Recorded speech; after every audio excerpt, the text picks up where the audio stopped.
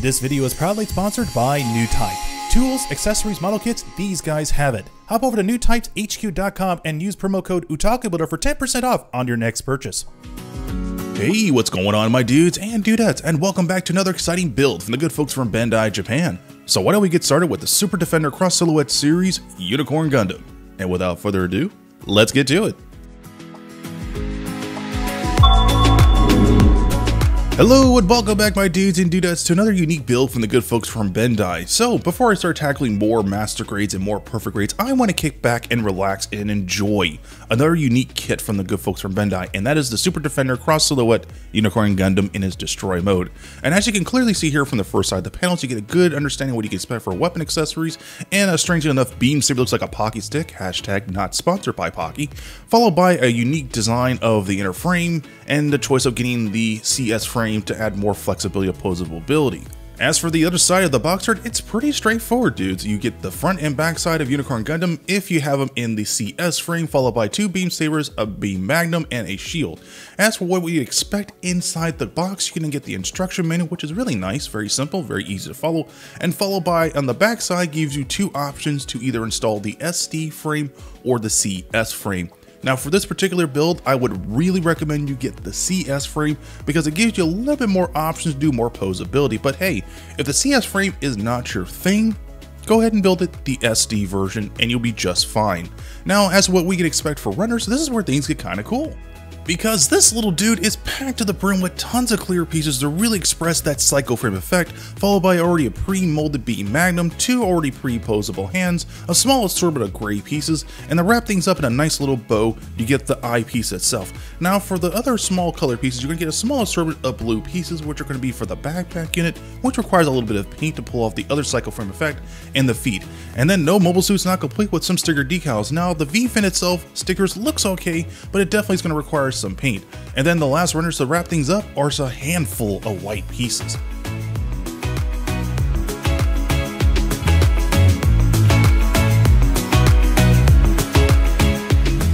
So before I get started doing any kind of custom painting, I need to make the V-fin look as nice as possible because the sticker decals are good for what they are, but you lose a lot of that surface detail, which I want that to really pop out. So I'm going to hit that area with a nice metallic gold to really make it look really cool.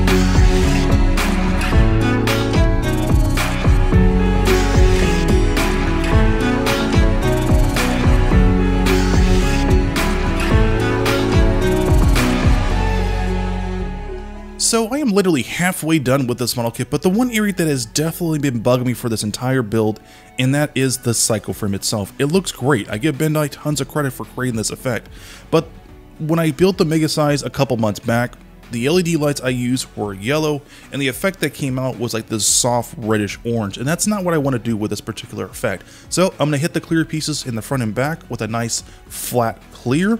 That's going to give something there to grab onto it, because when I apply a flat red over those pieces, it's not only going to make the actual colors accurate, but at the same time, it's going to desaturate the lights just enough where it looks good on photos and on video. Because if I don't add this on here, the cycle frame pieces themselves are going to be way overblown. So I want to help reduce that just enough.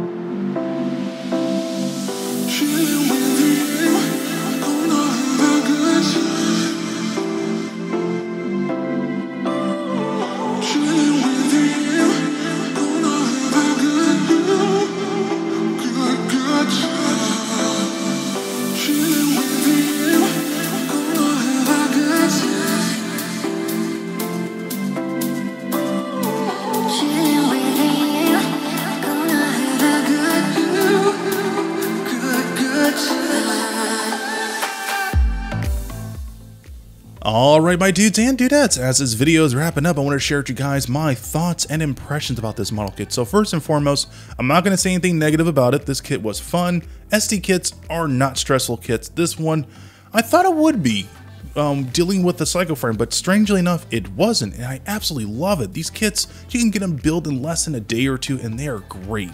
Now, when it comes to putting LED lights in there, that's where things get kind of tricky, because I assume, after building the mega-sized unicorn, I figured, this shouldn't be too hard, right? It's a small little kit. There's probably tons of cavity space to work with to hide all the electrical wire, and man, I was wrong. I was super wrong, because you're dealing with something that's very small, followed by even smaller LEDs, and you have to wrap all those LEDs in a coil in which it doesn't really pop out, and at the same time you have to hide it. Now, the one thing I did want to do is take all that wire and have it stick out of the Gundam itself and look like a tail. No. I tried to work with the space that was given to me, so there's just enough cavity space in the backpack unit, and there's just enough space underneath the skirt to which I can actually coil from the bottom and then work my way up. My goodness, that was difficult. So if you guys ever want to go with this route, keep the LED installation very simple, and you should have a great time. But if I would have to knock down a couple points down, this kit, shockingly enough, does not come with its own CS frame, which is kind of shocking because I've built the Earth 3 followed by the Gengar and even the Strike Gundam. Those kits came with their own CS frame, so I'm a little puzzled why this one didn't come with it. Maybe because some people just aren't really interested in having the CS frame. They're okay with the SD frame. So it's clearly optional if you want to do dynamic poses or not. It is clearly your option. But with current circumstances right now, it's very difficult to find the CS frame, so look around. I'm pretty sure you can find it for under $12. But overall experience, this kit was great. I absolutely look forward to building even more SD kits for this channel, and I hope you guys check them out too. I mean, it's nice to take a break from master grades and perfect grades. Try something different, try something fun, you know? But with that being said, thank you dudes and dudettes for watching this video. Thank you guys so much for the new subscribers. And as always, I will see you dudes and dudettes on the next video. Later.